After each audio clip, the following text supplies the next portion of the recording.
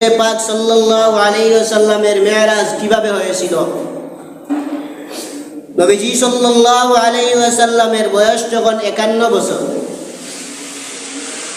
খাদিজাও মারা গেলেন, নবীজির স্ত্রী খাদিজা মারা গেলেন, আর এদিকে চাচা আব্দুল মুত্তালিবও মারা গেলেন। দুই অভিভাবক মারা গেছেন।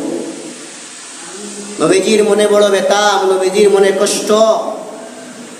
এক বছরে চাচা এবং স্ত্রী দুজন মারা গেলেন। যারা আমার ছায়ার আশ্রয়স্থল ছিল তারা দুজন মারা গেছেন। এই কারণে নবীজির এই বছরের নাম হইল আমুল হুজুন, চিন্তার বছর। এখন নবী সাল্লাল্লাহু আলাইহি ওয়াসাল্লাম তায়েফ হয়ে গেছেন। যায়েদ ইবনে হারিসাকে সঙ্গে নিয়া তায়েফের মানুষ কেমন নির্যাতন করছে এটা আপনারা সবারও জানা আছে।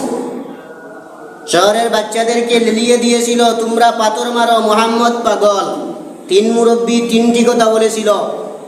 নবীজি সাল্লাল্লাহু আলাইহি ওয়াসাল্লাম রক্তে রঙিন বডি নিয়া, শরীর নিয়া রাসূল পাক সাল্লাল্লাহু আলাইহি ওয়াসাল্লাম মক্কায় ফিরলেন। মনে কষ্ট আছে কিনা? কষ্ট আছে, মনে ব্যথা। জিবরাইল বলছে, ইয়া রাসূলুল্লাহ, উত্তর দিকের পাহাড় দক্ষিণ দিকের পাহাড় দুইটা একত্রিত করে পিছিয়ে ফেলি। নবীজি বলছেন, নিন্নি রাহমাতাল্লাহ আযাবাল্লাহুম, আমি রহমতের নবী, আমি আযাবের নবী নয়। যাই হোক, কোনো রিওয়ায়াতে আছে নবীজি হাতিমে কাবায় শায়িত ছিলেন। আবার অন্য রিওয়ায়াতে আছে নবীজি উম্মে হানি, চাচাতো বোন উম্মে হানির ঘরে রাত্রে ছিলেন। যাই হোক, আমরা প্রথমটা ধরি। নবীজি মক্কাতে ছিলেন, নবীজির ঘরকে ফাঁকা করা হলো। অন্য রিওয়ায়াতে আসছে নবীজি মিকাইল আলাইহিস সালামকে সঙ্গে নিয়া একটা বাহন, যেই বাহনটার উরুর মধ্যে দুইটা ডানা আছে সাদা রঙের, যেই বাহনটা হইল ইয়াদাউ খাতওয়াহু ইনদা তরফি আকসা ইনদা তরফিহি আকসা, যেই বাহনটা হইল চক্ষু যত দূর যায় সেখানে পা রাখে। এত দ্রুতগামী একটা বাহন, যেটার নাম হলো বুরাক। বুরাক যদি বারকুন শব্দ থেকে আমরা ধরি তাহলে বারকুন শব্দের তো বিজলি। বিজলি যেমনভাবে সংক্ষেপে 1 সেকেন্ডের ভিতরে সারা পৃথিবী আলোকিত করে, সারা পৃথিবী ধরতে পারে বিজলি, তাহলে এই বুরাকটাও 1 সেকেন্ডের ভিতরেও সারা পৃথিবী সফর করতে পারবে। বারকুন থেকে কোনো মুফাসসির বলেছেন বারকুন থেকে বুরাক নাম রাখা হয়েছে। রাসূল পাক সাল্লাল্লাহু আলাইহি ওয়াসাল্লামের বক্ষ বিধারণ করার পরে জিবরিল আমিন সামনের, একেবারে সামনে, নবীজি সাল্লাল্লাহু বুরাকের মধ্যখানে, মিকাইল আলাইহিস সালাম পিছনে, জিবরাইল আলাইহিস সালাম ড্রাইভার। কিন্তু আজকে ড্রাইভার হইলে হবে না, আজকে এই বুরাকটা দেওয়া হয়েছে বিশ্ব নবীর জন্য। যেই নবী তায়েফের ময়দানে রক্তে রঙিন হয়েছে, ওই নবীর কথায় বুরাক চলবে। আজকে জিবরাইলের কোনো পারমিশন নাই। জিবরাইল আলাইহিস সালাতু ওয়াস সালাম 3 জন এই বাহনে উঠলেন। ওঠার পরে ধীরে ধীরে বিমান যেমনভাবে ধীরে ধীরে উপর দিকে উঠে, এই ধীরে ধীরে এই বাহনটা উঠতেছে। বাহন ধীরে ধীরে উঠার পরে কিছুক্ষণ যাওয়ার পরে জিবরাইল আলাইহিস সালাম বলেন, ইয়া রাসূলুল্লাহ, এখানে থামেন, এখানে নামেন। নবীজি সাল্লাল্লাহু আলাইহি ওয়াসাল্লাম এখানে নামলেন। নামার পরে 2 রাকাত নামাজ পড়লেন। জিবরাইলকে প্রশ্ন করলেন, ভাই জিবরাইল, এই জায়গাটা কোনটা, যেই জায়গার মধ্যে আমি 2 রাকাত নামাজ পড়লাম? জিবরাইল আলাইহিস সালাম বলেন, এই জায়গাটা হইল ইয়াসরিব। ইয়াসরিব, কিছুদিন যাওয়ার পরে আপনি এই জায়গার মধ্যে হিজরত করবেন। এই জায়গাটা আপনার পদদুলিত হয়ে, আপনার পদে পদাঙ্কিত হয়ে এই এলাকার নাম ইয়াসরিব থেকে মদিনাতুল মুনাওয়ারা হবে। সুবহানাল্লাহ। আপনার পদদুলিতে এই এলাকাটা ইয়াসরিব থেকে মদিনাতুল মুনাওয়ারা, মদিনাতুর রাসূল নামে আখ্যায়িত হবে। যাক, এখানে 2 রাকাত নামাজ পড়লেন। আবার বুরাক উপর দিকে উঠতে লাগলো। কিছু দূর সামনে গেলেন। সামনে যাওয়ার পরে দেখা যায় একজন বৃদ্ধ ব্যক্তি সালাম দিল। রাসূলুল্লাহ সাল্লাল্লাহু আলাইহি ওয়াসাল্লামকে ডাক দিল। নবীজি তার ডাকে সাড়া দিলেন না। আরো কিছু দূর যাওয়ার পরে আরেকজন বৃদ্ধা বুড়ি বিশ্বনবীকে ডাক দিল। নবীজি, জিবরাইল বললেন, ইয়া রাসূলুল্লাহ, এদিকে তাকাইবেন না। আরো কিছু দূর যাওয়ার পরে দেখা যায় আরেকজন সুন্দরী রমণী, সুন্দরী মহিলা বিশ্বনবীকে ডাক দিতেছে। জিবরাইল বললেন, ইয়া রাসূলুল্লাহ, এদিকে তাকাইবেন না। জিব্রাইলকে প্রশ্ন করলেন, নবীজি ও জিব্রাইল, প্রথমে আমাকে একজন বৃদ্ধ ডাক দিয়েছিল, ওই বৃদ্ধটাকে? জিব্রাইল আলাইহিস সালাম বললেন, এই বৃদ্ধটা হইল ইবলিস শয়তান। ভালো হইছে আপনি তার ডাকে সাড়া দেন নাই। 2 নম্বর হইল, যে ব্যক্তি বৃদ্ধা বুড়ি আপনাকে ডাক দিয়েছিল, এই বুড়ি হইল বদ আমল, আপনি জবাব দেন নাই, ভালো হইছে। 3 নম্বর হইল সুন্দরী রমণী, এই সুন্দরী রমণীটা হইল দুনিয়ার চাকচিক্য, দুনিয়া আপনাকে ডাকতেছে, আপনি জবাব দেন নাই, ভালো হইছে। যদি আপনি এই সুন্দরী মহিলার কথায় আপনি জবাব দিতেন, এই সুন্দরী মহিলার ডাকে আপনি সাড়া দিতেন, আপনার উম্মতেরাও সুন্দরী মহিলার প্রেমে পড়ত। যদিও সামান্য মুষ্টিময় কয়েক উম্মত যদিও নারীলোভী হয়, সকল উম্মত কিন্তু একসঙ্গে নারীলোভী হবে না। কারণ কি, নবীজি বুড়ি হয়ে সুন্দরী রমণীর ডাকে মেরাজে সাড়া দেয় নাই। আরো কিছু দূর যাওয়ার পরে বুরাকটা আবারও তামানোর পরে এমন একটা জায়গার মধ্যে গেলেন। যাওয়ার পরে 2 রাকাত নামাজ পড়লেন। 2 রাকাত নামাজ পড়ার পরে জিবরিলকে প্রশ্ন করলেন, ভাই এটা কোন জায়গা? জিব্রাইল আলাইহিস সালাম বললেন, এটা যে হইল তুর পাহাড়, যেখানে মূসা আলাইহিস সালাম প্রতিদিন আল্লাহর সাথে সরাসরি কথা বলতেন। সুবহানাল্লাহ, কোনো পর্দা নাই, সরাসরি মূসা নবী আল্লাহর সাথে কথা বলতেন। ওয়া কাল্লামাল্লাহু মূসা তাকলিমা। এখান থেকে উঠে আবার বিশ্বনবীজি উপর দিকে উঠলেন। আবার উপর দিকে উঠার পরে আরো কিছুক্ষণ যাওয়ার পরে আবার একটা মাটিতে নামলেন, ভূমিতে নামার পরে 2 রাকাত নামাজ পড়লেন। জিব্রাইল আলাইহিস সালাম প্রশ্ন করলেন, ইয়া রাসূলুল্লাহ, জিব্রাইল আলাইহিস সালামকে প্রশ্ন করলেন, ও ভাই জিব্রাইল, এইটা কোন জায়গা? জিব্রাইল আলাইহিস সালাম বলেন, এইটা হইল ঈসা আলাইহিস সালাতু ওয়াস সালাম বাবা ছাড়া মরিয়মের গর্ভে জন্ম হয়েছিলেন যেই জায়গা, এই জায়গাটা হইল এখানে আপনি 2 রাকাত নামাজ পড়েছেন। রাসূল পাক সাল্লাল্লাহু আলাইহি ওয়াসাল্লাম আরো সামনে আগাইলেন।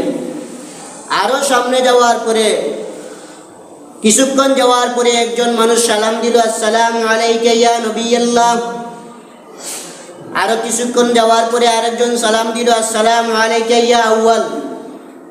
অন্য বর্ণনায় আছে আসসালামু আলাইকা ইয়া আখির।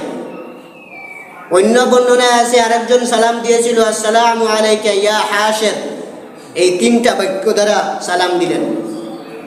জিব্রাইলকে প্রশ্ন করলেন, ভাই জিব্রাইল, এরা কারা? যে ব্যক্তি প্রথমে আমাকে সালাম দিল, আসসালামু আলাইকা ইয়া নবিয়াল্লাহ, তাহলে বুঝা যায় আমাকে চিনছে। না চিনল তো নবী আল্লাহ কেমনে বলবে? নবী না চিনল তো বলার কোনো প্রশ্ন আসে না। এখন জিব্রাইল বললেন, যিনি আপনাকে সালাম দিলেন ইনি হলেন ইব্রাহিম খলিলুল্লাহ আলাইহিস সালাম। 2 নম্বর বার যিনি আপনাকে সালাম দিয়েছিলেন, আসসালামু আলাইকা ইয়া আউয়াল ইয়া আখির, উনি হলেন মূসা আলাইহিস সালাতু ওয়াস সালাম। 3 নম্বর যিনি আপনাকে সালাম দিয়েছিলেন, ইয়া হাশির, আসসালামু আলাইকা ইয়া হাশির, উনি হলেন ঈসা আলাইহিস সালাম আপনাকে সালাম দিয়েছেন। সুবহানাল্লাহ। আরো কিছু দূর যাওয়ার পরে হঠাৎ দেখা যায় একজন মানুষ আরেকজন মানুষের মাথায় লোহা দিয়া আঘাত করতেছে। লোহা দিয়ে আঘাত করে তার মাথাটা ফেটে যায়, আবার মাথা ভালো হয়ে যায়, আবার আঘাত করে আবার মাথাটা ফেটে যায়। এইভাবে তার শাস্তি চলতেছে। জিব্রাইলকে বললেন, ও ভাই জিব্রাইল, এরকম শাস্তি কোন কারণে? জিব্রাইল বললেন, এই শাস্তিটা হইল বেনামাজির কারণে, নামাজ ছাড়ার কারণে তার এই শাস্তিটা হইল কিয়ামত পর্যন্ত চলবে। নামাজ ছাড়ছে এই কারণে এই ব্যক্তির শাস্তি হইল, একজন আঘাত করতেছে, মাথা ফেটে যায়, আবার মাথা ভালো হয়ে যায়, আবার মাথা ফেটে যায়, কিয়ামত পর্যন্ত তার এইরকম শাস্তি চলবে। আরো কিছু দূর যাওয়ার পরে দেখা যায় উলঙ্গ নারী এবং পুরুষ একটা বিশাল গর্তের ভিতরে উলঙ্গ নারী এবং পুরুষ একবার উপরে যায়, আবার নিচের দিকে নামে। জিব্রাইলকে প্রশ্ন করলেন, ভাই এদের শাস্তি এই কারণে, কোন কারণে, তারা কি করেছিল? জিব্রাইল বললেন, তারা দুনিয়াতে জিনা করত। আরো কিছু দূর যাওয়ার পরে দেখলেন কিছু ডেকচি কাঁচা গুস্ত, কিছু মানুষ কাঁচা গুস্ত ভক্ষণ করতেছে। জিব্রাইল প্রশ্ন করলেন, এরা কাঁচা গুস্ত কেন ভক্ষণ করে? জিব্রাইল বললেন, এরা পরকিয়া করত। স্বামী আসে, স্বামী থাকা সত্ত্বেও অন্য স্বামীর সঙ্গে খারাপ কাজ করে, তার স্ত্রী আছে, স্ত্রী থাকা সত্ত্বেও অন্য পুরুষের সঙ্গে, অন্য স্ত্রীর সঙ্গে, মহিলার সঙ্গে ব্যভিচার করে, পরকিয়া করে, এই কারণে এদের শাস্তি। আরো কিছু দূর গেলেন, কিছু দূর যাওয়ার পরে দেখা যায় কয়েকগুলো মহিলা যাদের লজ্জাস্থান বেঁধে রাখা হয়েছে। নবীজি সাল্লাল্লাহু আলাইহি ওয়াসাল্লাম এদিকে তাকাইলেন, জিবরাইল বললেন সামনে চলেন। নবীজি আরো সামনে গেলেন, আরো সামনে যাওয়ার পরে দেখা যায় কিছু মানুষ ক্ষেত লাগায়, ক্ষেত লাগানোর পরে তাড়াতাড়ি ফসল হয়ে যায়। এই মাত্র ক্ষেত লাগাইছে আবার তাড়াতাড়ি ফসল হয়ে যায়, ক্ষেত লাগায় তাড়াতাড়ি ফসল হয়ে যায়, আবার কাটা শুরু হয়ে যায়। এরকম ইতিহাস আসেনি বাংলাদেশে? জি না, এরকম ইতিহাস নাই। এই মাত্র ক্ষেত লাগাইলো, জমিনে ধান লাগাইলো, আবার ধান ধরবে? সম্ভব না। 5-6 মাস যাওয়ার পরে মোটামুটি ধান ধরে। কিন্তু দেখা যায় এরা ফসল কাটে, আবার তাড়াতাড়ি ফসলটা হয়ে যায়। জিবরাইল আলাইহিস সালাম বললেন সামনে চলেন, এদিকে তাকাইবেন না। নবীজি সাল্লাল্লাহু আলাইহি ওয়াসাল্লাম আরো সামনে গেলেন, আরো সামনে যাওয়ার পরে দেখা যায় রক্তের নদী নালা, রক্তের নদী নালার মধ্যে কিছু মানুষ রক্তের নদীতে গোসল করে ডুব দেয়, সামনে উঠার জন্য অগ্রসর হয়। তখন উপর থেকে কিছু মানুষ পাথর দিয়ে আঘাত করে এরা আবার রক্তের নদীতে পড়ে যায়, আবার উঠতে চায়, আবার তারা যখন পাথর মারে তখন আবার আবার রক্তের মধ্যে পড়ে যায়। এইভাবে তারা কিয়ামত পর্যন্ত চলতে থাকবে। ইব্রাহিম বললেন এদের শাস্তি কি? এরা হইল সুদখোর। সুদখোর কিয়ামতের ময়দানে এত বড় পেট নিয়ে হাশরের ময়দানে দাঁড়াইবে। হাশরের ময়দানে মানুষ স্থান পাইবে, জোর পায়ে দাঁড়াইলে যতটুকু জায়গা আছে ততটুকু জায়গা, কিন্তু একজন সুদখোরের পেট হবে এই বড়, মটকার মতো বড় বড়। ইউরাফি বুতুনিহিমুল হাইয়া, যখন দেখা যাবে সুদখোরের পেটের ভিতরে সাপ, সুদখোরের পেটের ভিতরে সাপ দেখা যাচ্ছে, তখন কি বলেন? আসরের ময়দানে মানুষ তার সামনে থাকবে না। এমন শাস্তি সুদখোরের। যারা সুদ খায় আসরের ময়দানে পেটটা সামলাইও। এইভাবে চলতে চলতে রসুল পাক সাল্লাল্লাহু আলাইহি ওয়াসাল্লাম নবীজি বলেন হঠাৎ গিয়া আমরা এই জায়গার মধ্যে নামলাম, গিয়া দেখি একটা মসজিদ। সুবহানাল্লাহ। হাত্তা আতাইতু বাইতাল মুকাদ্দিস, নবীজি বলেন আমি হঠাৎ গিয়া গেলাম বাইতুল মুকাদ্দাসের সামনে উপস্থিত হয়ে গেলাম। ওয়া তারবাতু বিহা ওয়া তারবাতু বিল হালকাতিল্লাতি তারবুতু বিহাল আম্বিয়া, আমার যে বাহনটা আছে বুরাক, এই বুরাকটা আমি এখানে বাঁধলাম যেখানে নবীরা তাদের বাহন বাঁধত। বাইতুল মুকাদ্দাসে একটা জায়গা আছে, একটি দেওয়ালে একটা ছিদ্র আছে, এই ছিদ্রতে যত নবীরা বাইতুল মুকাদ্দাস গিয়েছে তাদের উট হোক, গাদা হোক, খচ্চর হোক, তারা এগুলা এখানে বাঁধে। এই কারণে নবীজিও বলেন ওয়া তারবাতু বিল হালকাতিল্লাতি তারবুতু বিহাল আম্বিয়া, নবীরা তাদের বাহন যেইভাবে এখানে বাঁধতেন আমিও সেখানে বাঁধলাম। জিবরাইলকে প্রশ্ন করলাম, ওয়া জিবরাইল, এই বাহন তো আর আল্লাহর হুকুমে আমাকে দেওয়া হয়েছে, তাহলে এটা তো ছুটে যাবে না, তাহলে বাঁধবো কেন? জিবরাইল বললেন নবীদের সুন্নত। সুবহানাল্লাহ। তাহলে যত বড় পীর মার্কা যদি বাহনও আপনার হয়, গরু ছাগল হয়, তাহলে বাধা কি? সুন্নত। বাধা কি? সুন্নত। এই কারণে জিবরাইল আলাইহিস সালাতু ওয়াস সালাম নবী সাল্লাল্লাহু আলাইহি ওয়াসাল্লাম বলেন ক্বালা সুম্মা দাখালতুল মসজিদা ফাসাল্লাইতু ফীহি রাকাতাইনি, নবীজি বলেন আমি ওই মসজিদে গেলাম, 2 রাকাত নামাজ পড়লাম। অন্য বর্ণনায় এসেছে ইবনে হিশাম এবং আরো বিভিন্ন কিতাবের ইতিহাসের কিতাবে লেখা আছে জিবরাইল আলাইহিস সালাতু ওয়াস সালাম বাইতুল মুকাদ্দাসের মসজিদে গিয়ে আযান দিলেন। আযান দেওয়ার পরে সকল নবীরা এখানে সমবেত হয়ে গেলেন। সকল নবীরা অপেক্ষায় আজকের ইমামতিটা কে করবে। সুবহানাল্লাহ। নবীজি সাল্লাল্লাহু আলাইহি ওয়াসাল্লাম বলেন আমি ঘরে ঢুকলাম, মসজিদের ভিতরে ঢুকলাম, ঢুকে দেখি শুধু ইমামতির জায়গাটা খালি, বাদভাবে ঘর ভর্তি মসজিদে মানুষ। জিবরাইলকে প্রশ্ন করলাম এরা কারা? জিবরাইল বললেন এরা হইল 1,24,000 নবী, অথবা 2,24,000, আরো বেশি হইতে পারে, এটা আল্লাহ ভালো জানে। নবীদের সংখ্যা কয় লক্ষ এটা আল্লাহ ভালো জানে, কিন্তু আমরা বলি 1,24,000 আর 2,24,000, কিন্তু আল্লাহ ভালো জানে। আল্লাহু আ'লামু বিসওয়াব, আল্লাহ ভালো জানে নবীদের সংখ্যা কত। এখন সকল নবীরা যেহেতু দেখছে ইমাম সাহেব তার ইমামতির জায়গার মধ্যে, নবীজি সাল্লাল্লাহু আলাইহি ওয়াসাল্লাম 2 রাকাত নামাজ পড়াইলেন। আল্লাহ রাব্বুল আলামিন নবীজির দুঃখ বেদনা দূর করার জন্য 1 লক্ষ অথবা 2,24,000 আরো বেশি নবীদেরকে আমাদের নবীর পিছনে নামাজ পড়াইয়া নবীজির আরেকটা উপাধি দিয়া দিলেন ইমামুল মুরসালিন। ইমামুল মুরসালিন অর্থ কি ভাই? নবী রাসূলদের ইমাম, নবী রাসূলদের ইমাম। উনি শেষ নবী, কিন্তু উনার মর্যাদা বেশি। উনার মর্যাদা বাড়ানোর জন্য উনি যে মর্যাদাশীল একজন নবী, এইটুকু নবীজির পাওয়ার দেখানোর জন্য আল্লাহ নবীকে বাইতুল মুকদ্দাসের মসজিদে নিয়া সকল নবীদের পিছনে আল্লাহ তারা নবীর বিশ্ব নবীর পিছনে নামাজ পড়ে আল্লাহ বিশ্ব নবীর সম্মান বাড়াইয়া দিলেন না কমাইয়া দিলেন? বাড়াইয়া দিলেন। সুবহানাল্লাহ। এখন নমাজ শেষ হওয়ার পরে তো জুমার দিনেও সবাই বাড়িতে চলে যায়। এখন নবীরা সব বাইর হইয়া হঠাৎ বিশ্ব নবী ঘর থেকে বাইর হবে, দেখা যায় মসজিদের কোনায় আরেকটা মাহফিল। সুবহানাল্লাহ। এই বাইতুল মুকদ্দাসের মসজিদে আরেকটা মিটিং বসছে। জিবরাইল আলাইহিস সালাম নবীজিকে নিয়ে গেলেন। নবীজিকে নিয়ে যাওয়ার পরে ওখানে দেখা যায় বাকি যত নবীরা ছিল সব নবীরা এখানে বসে মাহফিলের আয়োজন করছে। সংবর্ধনা অনুষ্ঠান। কি অনুষ্ঠান? সংবর্ধনা অনুষ্ঠান। বিশ্বনবীর আগমন, শুভেচ্ছার স্বাগতম। এইভাবে স্বাগতম দেওয়ার জন্য বিশ্বনবী সাল্লাল্লাহু আলাইহি সাল্লামকে জিবরিল আলাইহিস সালাম ওই মসজিদের কোনায় নিয়ে গেলেন। এখানে পরিচালনা করতেছিলেন হযরত ইব্রাহিম আলাইহিস সালাম। ইব্রাহিম আলাইহিস সালাম মাহফিল যেমনভাবে পরিচালনা করেন একজন, এই মুহূর্তে উনি বয়ান দিবেন, বিশ্ববরেণ্য মুফাসসিরে কেরাম এভাবে বলে না, এভাবে বলে। এখন নবীজি সাল্লাল্লাহু আলাইহি সাল্লামকে দেখে ইব্রাহিম আলাইহিস সালাম প্রত্যেক নবীদেরকে ভাষণ দেওয়ার ব্যবস্থা করে দিলেন। আদম আলাইহিস সালামকে বললেন, এই মুহূর্তে আপনাদের সামনে, আমি বাংলাতে বলতেছি, এই মুহূর্তে আপনাদের সামনে ভাষণ দিবেন আমাদের আদি পিতা আদম আলাইহিস সালাম। আদম আলাইহিস সালাম ভাষণ দিছেন, আলহামদুলিল্লাহিল্লাযী জাআলানি আবাকুম। আদম আলাইহিস সালাম বয়ানের শুরুতে বলছেন, আলহামদুলিল্লাহ, ওই আল্লাহর শুকরিয়া যে আল্লাহ তোমাদের সকলের বাবা আমাকে বানাইছে। সুবহানাল্লাহ। আদম নবী বাবা নানি আমাদের সকলের বাবা কি না? আমরা বংশ হইল কার বংশ? আদম আলাইহিস সালামের বংশ। আদম আলাইহিস সালাম বয়ান দেওয়ার পরে বললেন, আলহামদুলিল্লাহ, আজকের মাহফিলটা সফল।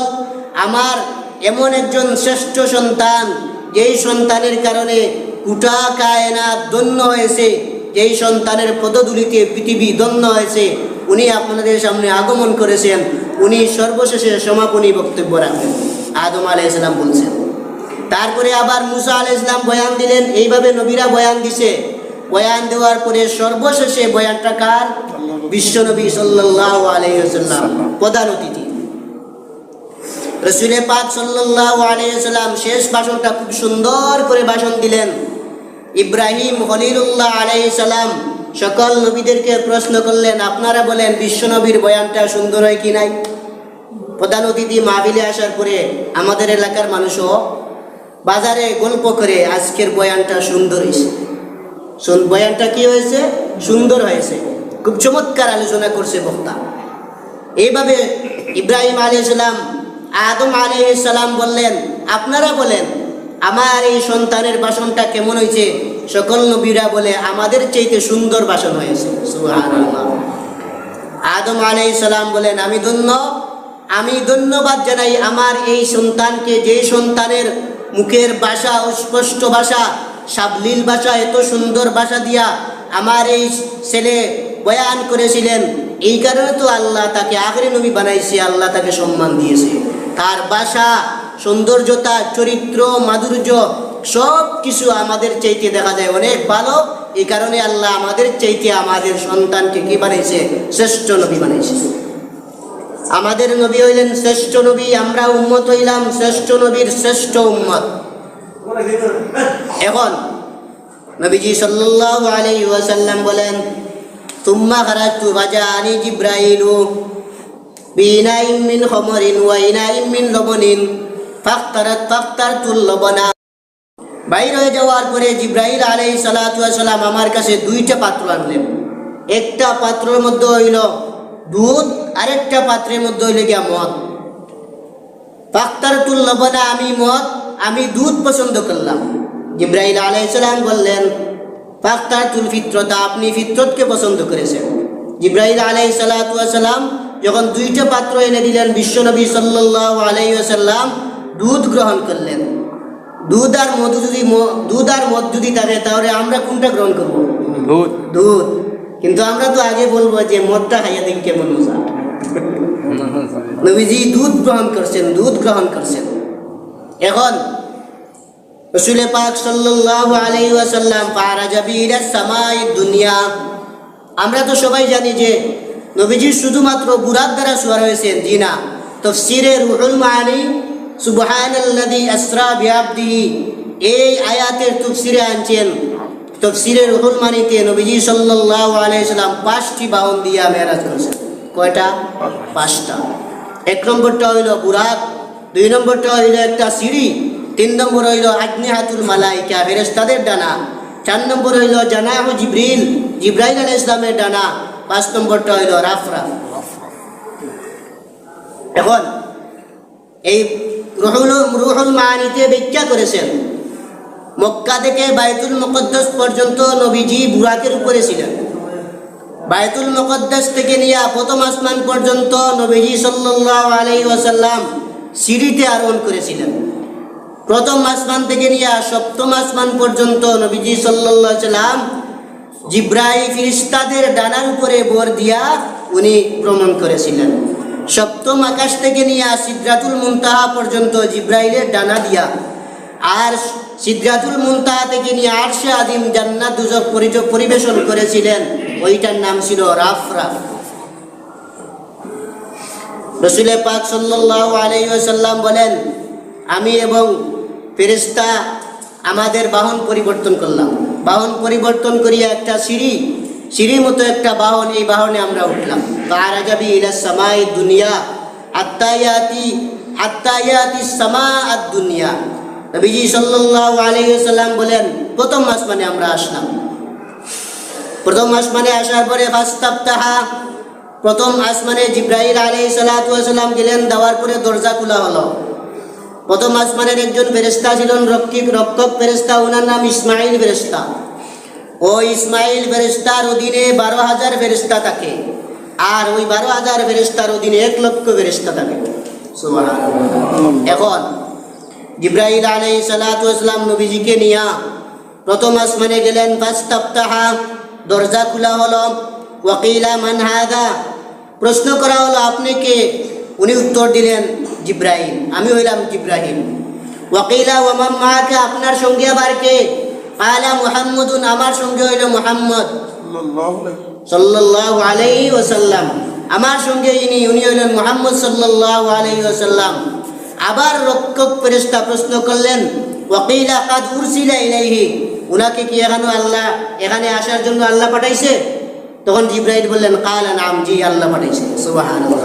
জিবরাইল বলছেন আল্লাহ আমাকে এখানে পাঠাইছেন, বিশ্বনবীকে। তখন এই ফেরেশতা কি বলছেন শুনেন। এই ফেরেশতা বলছেন, ক্বালা মারহাবান ফানি'মাল মাজিউ, ধন্যবাদ। মারহাবা অর্থ কি? ধন্যবাদ, শুভেচ্ছার স্বাগতম। আমরা মাঝে মাঝে দেখা যায় ব্যানারের মধ্যে লিখি, আইয়ুহা যুয়ুফুনাল কিরাম নাহনু ফারিহুনা বিকুদুমিকুমুল মাইনুন। হে অতিথিবৃন্দ, আপনাদের শুভাগমনে মুরাদন্য। বাংলাতে লেখা থাকে আবার নিচে, হে অতিথিবৃন্দ, আপনাদের শুভাগমনে মুরাদন্য। মারহাবান বিকুদুমিকুমুল মাইমুন নাহনু ফারিহুনা বিকুদুমিকুমুল মাইমুন। মারহাবান আহলান সাহলান, এইভাবে লেখা থাকে। এখন এই রক্ষক ফেরেশতা বলছেন, মারহাবান বিহি ফানি'মাল মাজিউ, ধন্যবাদ, শুভেচ্ছার স্বাগতম। যে মানুষটা আগন্তুক ব্যক্তি, উনি কতই না ভালো একজন মানুষ। সুবহানাল্লাহ। এই ফেরেশতা তারিফ করছেন নবীজি। বুখারী শরীফের হাদিস, মুসলিম শরীফের হাদিস। তারপরে দেখা যায় প্রথম আসমানে যাওয়ার পরে একজন মানুষ দেখা যায় ডান দিকে তাকায়, তখন উনি হাসে, বাম দিকে তাকায়, তখন উনি আবার কান্নাকাটি করে। জিবরাইলকে প্রশ্ন করলেন, জিবরাইল উনি কে? জিবরাইল আলাইহিস সালাম বললেন, হাদা আবুকা ফাসাল্লিম আলাইহি, উনি হলেন আপনার বাবা আদম আলাইহিস সালাম, আপনি উনাকে সালাম করেন। নবীজি সাল্লাল্লাহু আলাইহি ওয়াসাল্লাম বলেন, ফাসাল্লামতু আলাইহি ফারাদ্দাস সালাম, আমি আদম আলাইহিস সালামকে সালাম দিলাম। আদম আলাইহিস সালাম সালামের জবাব দিলেন। সালামের জবাব দেওয়ার পরে আদম আলাইহিস সালাম বললেন, মারহাবান বিল ইবনি সালেহ ওয়ান নবী সালেহ। আদম আলাইহিস সালাম নবীজিকে বলছেন মারহাবা, ধন্যবাদ ধন্যবাদ, হে নেককার সন্তান, হে নেককার নবী। সুবহানাল্লাহ। আদম আলাইহিস সালাম সন্তান বলছেন, সকলেই তো আমরা আদমের সন্তান।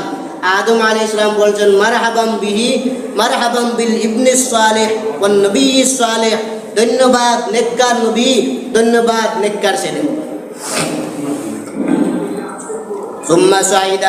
সুম্মা সাইদা বি হাত্তা আতাস সামাআ সানিয়াতা। তারপরে আবার 2 নম্বরে আসমানে গেলেন। 2 নম্বর আসমানে যাওয়ার পরে সেখানে দেখা যায় 2 জন নবী, ঈসা আলাইহিস সালাম, 2 জন নবী ইয়াহইয়া আলাইহিস সালাম আর ঈসা আলাইহিস সালাম, ওই 2 নবীর সাথে 2 নম্বর আসমানে সাক্ষাৎ হলো। ঈসা আলাইহিস সালাম আর ইয়াহইয়া আলাইহিস সালাম বললেন মারহাবাম বিল আখিস সালেহ ওয়ান নবী সালেহ, ধন্যবাদ নেককার ভাই, নেককার নবীর জন্য স্বাগতম, শুভেচ্ছার স্বাগতম। আবার বিশ্বনবী বলেন সুম্মা সাইদা বি হাত্তা আতাস সামাআ সালিসাতা। আবার আমরা গেলাম 3 নম্বর আসমানে। 3 নম্বর আসমানে গিয়া দেখি এত সুন্দর ফুটফুটে চেহারা, পূর্ণিমার চাঁদের মতো উজ্জ্বল চেহারা। জিব্রাইলকে প্রশ্ন করলাম, ভাই জিব্রাইল, আমি তো কিতাবের মধ্যে পেয়েছি অর্ধেক সৌন্দর্যের মালিক হইলেন ইউসুফ আলাইহিস সালাম, তাহলে উনি কে? জিব্রাইল বললেন হাজা ইউসুফ নবিয়ুল্লাহ, উনি হইলেন ইউসুফ আলাইহিস সালাম। ইউসুফ আলাইহিস সালামের সাক্ষাৎ পাওয়ার পরে ইউসুফ নবী বললেন মারহাবাম বিল আখিস সালেহ ওয়ান নবী সালেহ। ইউসুফ আলাইহিস সালাম বলছেন ধন্যবাদ নেককার ভাই, নেককার নবীর জন্য। কি স্বাগতম, সকল নবীরা শুধু স্বাগতম। আজকে বিশ্বনবী আসমানে গেছেন, মেরাজ করবে, আল্লাহ সব কিছু দেখাইয়া আনবে। যেই নবীর, এই নবীকে আল্লাহ দুনিয়ারও বাদশাহ বানাইছেন, আখিরাতও বাদশাহ বানাইছেন। এই নবীকে আল্লাহ 7 আসমান পর্যন্ত নিয়ে সফর করাইবেন। সময় কয়েক ঘন্টা, রাত্রের কিছু অংশ। লাইলুন শব্দের অর্থ রাত্রের কিছু অংশ, 1 দিনও না, 2 ঘন্টাও না, রাত্রের কিছু অংশ। এখন 6 নম্বর আসমানে গেলেন, 4 নম্বর আসমানে। 3 নম্বর আসমানে ইউসুফ আলাইহিস সালাম, 4র্থ আসমানে গিয়া দেখলেন ইদ্রিস আলাইহিস সালাম। এখানে যাওয়ার পরেও ইদ্রিস আলাইহিস সালামের সাথে সালাম মুসাফা হয়েছে। ইদ্রিস আলাইহিস সালাম বললেন মারহাবাম বিল আখিস সালেহ ওয়ান নবী সালেহ। ইদ্রিস আলাইহিস সালাম নবীর জন্য স্বাগতম, শুভেচ্ছা দিলেন। সুম্মা সাইদা বি হাত্তা আতাস সামাল খামিসাতা। নবীজি বলেন আমি আবার 5ম আসমানে গেলাম, 5 নম্বর আসমানে। সেখানে গিয়া দেখি হারুন আলাইহিস সালাতু ওয়াস সালাম। হারুন আলাইহিস সালামের সাথেও নবীজির কথা হয়েছে। হারুন আলাইহিস সালামের সঙ্গে বিশ্বনবী সাল্লাল্লাহু আলাইহি ওয়াসাল্লাম কথা বলছেন। হারুন আলাইহিস সালামও বিশ্বনবীকে বলছেন মারহাবাম বিল আখিস সালেহ ওয়ান নবী সালেহ। নবীজি বলেন সুম্মা সাইদা বি হাত্তা আতাস সামাআ সাদিসাতা। অতঃপর আমাকে 6 নম্বর আসমানে নিয়ে যাওয়া হলো। সেখানে গিয়া দেখি মূসা আলাইহিস সালাম 6 নম্বর আসমানের মধ্যে। মূসা আলাইহিস সালামও আমার জন্য স্বাগতম দিলেন, অভিনন্দন, শুভেচ্ছা জানাইলেন। তারপরে নবীজি বলেন সুম্মা সাইদা বি হাত্তা আতাস সামাআ। নবীজি সাল্লাল্লাহু আলাইহি ওয়াসাল্লাম যখন সব শেষে গেলেন 7 নম্বর আসমানে, ইয়া দেখেন একজন বৃদ্ধ মানুষ গাছের গোড়ায় বসে আছে। উনার সামনে কয়েকজন শিশু সন্তান। জিব্রাইল আলাইহিস সালামকে প্রশ্ন করলেন উনি কে? জিব্রাইল বললেন হাদা ইব্রাহিম খলিলুল্লাহ ফাসাল্লিম আলাইহি। হে বিশ্বনবী, উনি হলেন ইব্রাহিম খলিলুল্লাহ। 7 নম্বর আসমানে আপনি ইব্রাহিম খলিলুল্লাহর সাথে সাক্ষাৎ পেয়েছেন। ইব্রাহিম খলিলুল্লাহকে আপনি সালাম দেন। নবীজি ইব্রাহিম আলাইহিস সালামকে সালাম দিলেন। সালাম দেওয়ার পরে মুসাফা, অভিনন্দন করার পরে ইব্রাহিম আলাইহিস সালাম বললেন মারহাবাম বিল ইবনি সালেহ ওয়ান নবী সালেহ। ধন্যবাদ নেককার ছেলে, নেককার নবীর জন্য। দেখেন আদম আলাইহিস সালামও সন্তান বলছে, ইব্রাহিম আলাইহিস সালামও সন্তান বলছে, কারণ বিশ্বনবী হইল ইব্রাহিম নবীর বংশধর। ইব্রাহিম নবীর ছেলে ইসমাইলের বংশধর হইলেন বিশ্বনবী সাল্লাল্লাহু আলাইহি ওয়াসাল্লাম। এটা হইল বংশের ব্যাপারে ইব্রাহিম আলাইহিস সালাম নবীজির বাবা। আর আদম আলাইহিস সালাম হইল সৃষ্টিগতভাবে বাবা। আর সৃষ্টিগতভাবে আমাদের সকলের বাবা হইল আদম আলাইহিস সালাম, আর ইব্রাহিম আলাইহিস সালাম তো হইল বংশীয় বাবা। এই কারণে ইব্রাহিম নবী বলছেন মারহাবাম বিল ইবনি সালেহ ওয়ান নবী সালেহ। ধন্যবাদ নেককার ছেলে, নেককার নবীর জন্য। এখন ইব্রাহিম আলাইহিস সালাতু ওয়াস সালামকে প্রশ্ন করলেন, শিশু সন্তানেরা আপনার পাশে বসা, এরা কোন জন্য এসেছে, কি জন্য এসেছে? জিবরাইল আলাইহিস সালাম বললেন, দুনিয়াতে যত মানুষ আগমন করেছে, কিছু মানুষের চাহিদা ছিল, কিছু মানুষের আশা ছিল আমার ছেলেটাকে কোরআনের হাফেজ বানাবো, তৌরাত কিতাবের হাফেজ বানাবো, জাবুর কিতাবের হাফেজ বানাবো। মনে আশা থাকে না? সবারই তো থাকে, বলে আমার ছেলে বড় হয়ে হেফজখানা মাদ্রাসায় পড়বে, ঠিক আছে না? সবারই একটা মনে আশা থাকে। এই কারণে যারা আশা করেছিল আমার সন্তানকে আলেম বানাইব, হেফজখানায় দিয়ে হাফিজে কোরআন বানাইব, তৌরাত কিতাবের হাফেজ বানাইব, এই সকল বাচ্চারা দুনিয়াতে বালিগ হওয়ার পূর্বেই মারা গেছে, প্রাপ্তবয়স্ক হওয়ার পূর্বেই মারা গেছে। যেহেতু এরা কোরআনও শিখলো না, তৌরাত কিতাবও শিখলো না, ইব্রাহিম আলাইহিস সালাম এদেরকে নিয়ে এখানে যত যে ধর্মের যে কিতাব ছিল এই কিতাবের তালিম দেয় এখানে। সুবহানাল্লাহ। ইব্রাহিম আলাইহিস সালাম এখন 7 আসমান পর্যন্ত নবীজি গেলেন। যাওয়ার পরে নবীজি বাহন পরিবর্তন করলেন, জানাহু আজনিহাতিল মালাইকা, জানাহু জিব্রাইল 7 নম্বর আকাশ থেকে নিয়ে জিব্রাইল আলাইহিস সালামের ডানার উপরে ভর করে আবার সামনে চললেন। নবীজি সাল্লাল্লাহু আলাইহি ওয়াসাল্লাম বলেন, তুম্মা রুফি'তু ইলা সিদরাতিল মুনতাহা, আমি সিদরাতুল মুনতাহার দিকে গেলাম। সিদরাতুল মুনতাহার শব্দের অর্থ হইল সমাপ্তি সূচক বড়ই গাছ। সিদরাতুল মুনতাহার অর্থ কি? সমাপ্তি সূচক বড়ই গাছ। মানে সিদরাতুল মুনতাহা আসমান এবং জমিনের মধ্যবর্তী স্থানে, জমিনের সীমানা আসমানের সীমানা বোঝানোর জন্য এখানে দেওয়া হয়েছে সিদরাতুল মুনতাহা। আরশের সীমানা আর জমিনের সীমানা বোঝানোর জন্য এখানে একটা বড়ই গাছ রাখা আছে। সিদরাতুল মুনতাহা নাম সমাপ্তি সূচক বড়ই গাছ। বিশ্বনবী বলেন, ফাইদা নাবিকা মিথলু কিলালি হাজার, এই যে বড়ই গাছ আছে, এই বড়ই গাছের বড়ইগুলো হইল হাজার গোত্র একটা আছিল। মক্কাতে একটা গোত্রের নাম ছিল হাজার। এই হাজার গোত্রের বড় বড় মটকা ছিল, বড় বড় বালতি, জগ, আমাদের জগের মতো নয়, প্লাস্টিকের 20 টাকি জগ নয়, বড় বড় মটকার মতো জগ, বালতি, এত বড় ছিল। নবীজি বলেন, এই সিদরাতুল মুনতাহার বড়ই গাছের বড়ইটা হইল এই হাজার গোত্রের তাদের মটকার মতো বড় বড় বড়ই। সুবহানাল্লাহ। নবীজি আর বলেন, ফাইদান ওয়ারাকুহা মিসলু আদানিল ফিলাতি, সেখানে গিয়া দেখি এই বড়ই গাছের পাতাগুলো হাতির কানের মতো বড় বড়। জিব্রাইল আলাইহিস সালাম বলেন, হাদা সিদরাতুল মুনতাহা। জিব্রাইল আলাইহিস সালাম দেখাই বলেন, ইয়া রাসূলুল্লাহ, এটা হইল সিদরাতুল মুনতাহা। সেখানে গিয়া নবীজি সাল্লাল্লাহু আলাইহি সাল্লাম দেখলেন ফাইদান আরবাতু আনহারিন, সেখানে গিয়া দেখেন 4টি নহর, নহরানে বাতিনানে ওয়া নহরানে জাহিরানি, 2টা প্রকাশ্য নহর আর 2টা অপ্রকাশ্য নহর। 2টা অপ্রকাশ্য নহর হইল নবীজি বল, 2টা অপ্রকাশ্য নহর হইল জান্নাতের নহর, আর 2টা প্রকাশ্য নহর হইল নীল এবং ফুরাত নহর।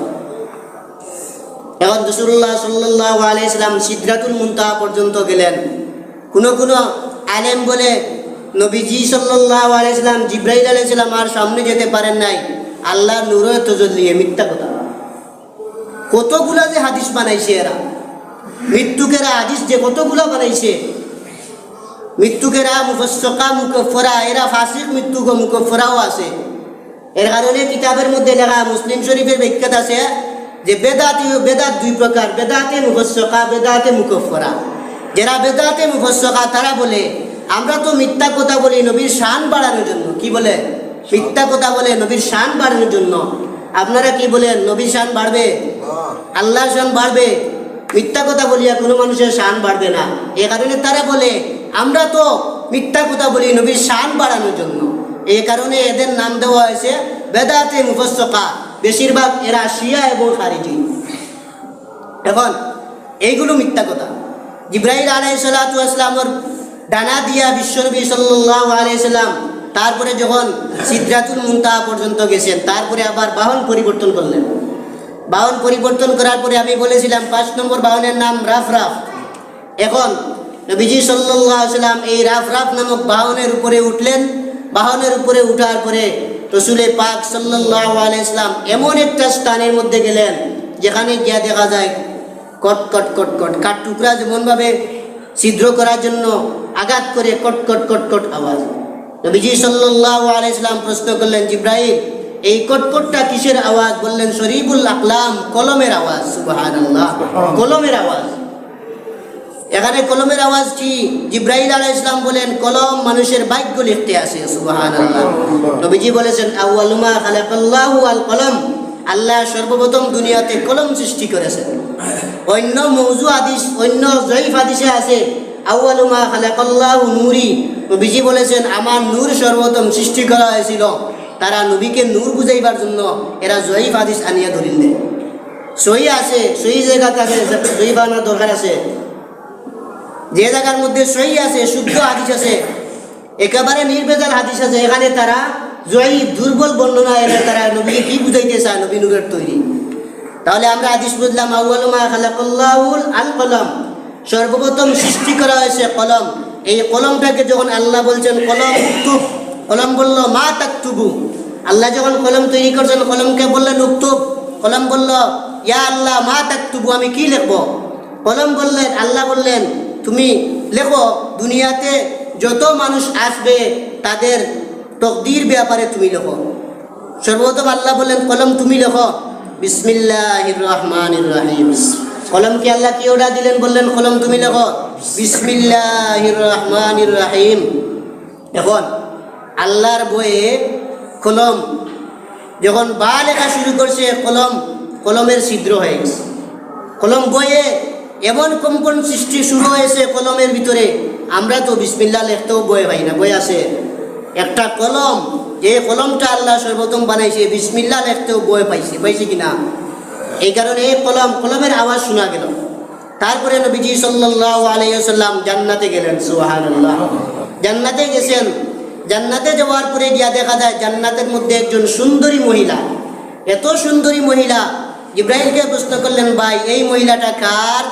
নবীজি সাল্লাল্লাহু আলাইহি ওয়াসাল্লাম বললেন এই মহিলাটা হইল আমার পালক পুত্র যায়েদ ইবনে হারিসার জন্য। সুবহানাল্লাহ, যায়েদ ইবনে হারিসা কি আমল করলো? জান্নাতে আল্লাহ বিবি রাখিয়া দিছে যায়েদ ইবনে হারিসা। যেই যায়েদ ইবনে হারিসা পালক পুত্র, নবীজির মহব্বতের কারণে বাবা এবং চাচা মক্কাতে এসেছিল, তবুও তিনি যান নাই। উনি বলছে কি? বলছে না না, আমি আমার বিশ্ব নবী কাছ থেকে এক সেকেন্ডের জন্য আমি দূর হতে চাই না। সুবহানাল্লাহ। ইউসুফ আলাইহিস সালামের সৌন্দর্য এত সৌন্দর্য ছিল, সৌন্দর্য দেখলে ইউসুফ নবীর চেহারার দিকে তাকাইলে 7 দিনের ক্ষুধার্ত মানুষের পেটের ক্ষুধা মিটে যায়। সুবহানাল্লাহ। আর বিশ্ব নবীর চেহারা তো ইউসুফ নবীর চেয়ে 1000 গুণ সুন্দর। সাহাবায়ে কেরাম 7 দিন নয়, মাসকে মাস বিশ্ব নবীর কাছ থেকে চলে যেতে চায় না, ঠিক কিনা? এত সুন্দর বিশ্ব নবীর চরিত্রও সুন্দর, নবীজির হাঁটা বেড়াও সুন্দর, সব কিছু সুন্দর আছে। এগুলা শামাইলে তিরমিজে উলামায়ে কেরাম যারা বুখারী শরীফ তিরমিজি শরীফ পড়ে তারা পায়, কিন্তু সব সময় তো সব ওয়াজ একসাথে করা যায় না। যাই হোক, নবীজি সাল্লাল্লাহু আলাইহি ওয়াসাল্লাম জান্নাতে গেলেন। জান্নাতে যাওয়ার পরে জান্নাতের সব কিছু পরিদর্শন করলেন।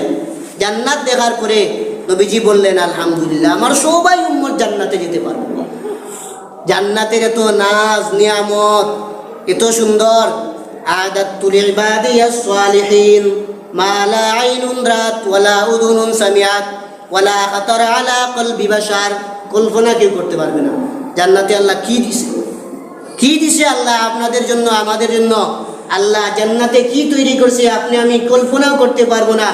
এই কারণে নবীজি বলেন আদাতু, আল্লাহ বলেন হাদিসে কুদসি, আদাতু লিবাদিয়াস সালিহিন, আমি আল্লাহ নেককারদের জন্য এমন জিনিস তৈরি করে রেখেছি মা লা আইনুন রাত, জীবনে কোনো চক্ষু দেখে নাই। সুবহানাল্লাহ।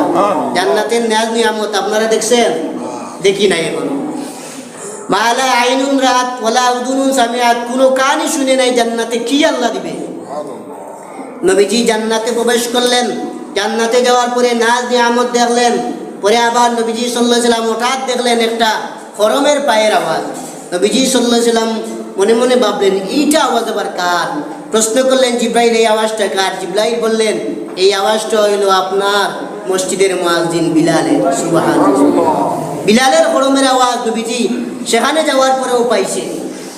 মেরাজ থেকে আসার পরে নবীজি বিলালকে প্রশ্ন করছে, বিলাল তুমি কোন আমল করো? বিলাল বলল ইয়া রাসূলুল্লাহ, আমার তো আমল কিচ্ছুই নাই। আপনার মসজিদে আজান দেই, নামাজ পড়ি, আমার অতিরিক্ত কোনো আমল নাই। নবীজি বললেন, বিলাল তোমাকে দেখলাম জান্নাতে তোমার পায়ের কটকটের আওয়াজ, হড়মের আওয়াজ শোনা যায়। বিলাল বলেন, ইয়া রাসূলুল্লাহ, সামান্য একটা আমল, আমি যে সময় ওযু করি আমি তাহিয়াতুল ওযু 2 রাকাত পড়ি। সুবহানাল্লাহ। এখন রাসূল পাক সাল্লাল্লাহু আলাইহি ওয়াসাল্লাম জাহান্নামে গেলেন। জাহান্নামে যাওয়ার পরে গিয়া দেখে মহিলারা জাহান্নামে বেশি। মহিলারা কি? জাহান্নামে বেশি। এই কারণে নবীজি বলছে, ইয়া মাশারান নিসা তাসাদ্দাকনা ফাইন্নী উরিতুকুন্না আকসারা আলিন নার। হে মহিলারা, তোমরা সদকা দাও, আমি জাহান্নামে বেশি দেখেছি, মহিলারা জাহান্নামে বেশি। 2টা বদ অভ্যাস, তাকফুরনাল আশিরা ওয়া তাকফুরনাল লানা।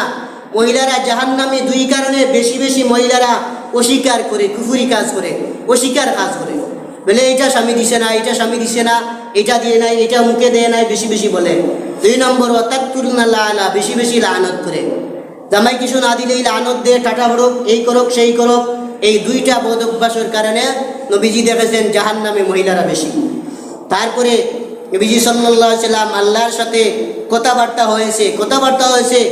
তবে মুহাদ্দিসিনে কেরাম বিভিন্ন মত বলেছেন যে নবীজি সরাসরি আল্লাহকে দেখেছেন কি না এই ব্যাপারেও মতামত আছে।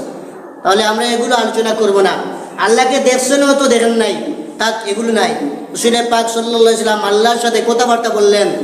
ইবনে মাসউদ রাদিয়াল্লাহু তাআলা আনহু, মুসলিম শরীফের হাদিস, যেটা আমি খুতবাতে পড়েছিলাম। ইবনে মাসউদ রাদিয়াল্লাহু তাআলা আনহু বলেন, রুতিয়া রাসূলুল্লাহ সাল্লাল্লাহু আলাইহি ওয়াসাল্লাম সালাসান। আল্লাহ নবীজিকে 3টা পুরস্কার দিয়েছেন। কয়টা? 3টা। 1 নম্বর হইল উতিয়া সালাওয়াতুল খামস। আল্লাহ 5 ওয়াক্তের নামাজ দিয়েছে। প্রথমে দিয়েছিলেন 50 ওয়াক্তের নামাজ। ষষ্ঠ আকাশে আসার পরে মুসা আলাইহিস সালাম বললেন, তখফিফ করেন, হালকা করেন, আমার উম্মতেরা এত শক্তিশালী, এরপরেও 2 রাকাত পড়তে পারে না, আর 50 ওয়াক্তের নামাজ। মুসা আলাইহিস সালাম বলছেন, আবার গেছেন বিশ্বনবী মুসা নবীর কাছে। সেখানে যাওয়ার পরে আল্লাহ 5 কমাইছে। এইভাবে 9 বার যাওয়ার পরে 45 রাকাত কমাইয়া আল্লাহ সর্বশেষে 5 ওয়াক্তের নামাজ দিয়েছেন। 45 ওয়াক্তের নামাজ কমাইয়া আল্লাহ সর্বশেষে 5 ওয়াক্তের নামাজ দিয়েছেন। এই কারণে ইবনে মাসউদ বলেন, আল্লাহর নবীকে আল্লাহ রাব্বুল আলামিন 3টি পুরস্কার দিয়েছিলেন। একটি পুরস্কারের নাম হইল 5 ওয়াক্তের নামাজ। 5 ওয়াক্তের নামাজ। এই কারণে নবীজি ইন্তেকালের সময় বলছেন, ইয়া উম্মতি আস-সালাত আস-সালাত, হে আমার উম্মত, নামাজ নামাজ নামাজ নামাজ।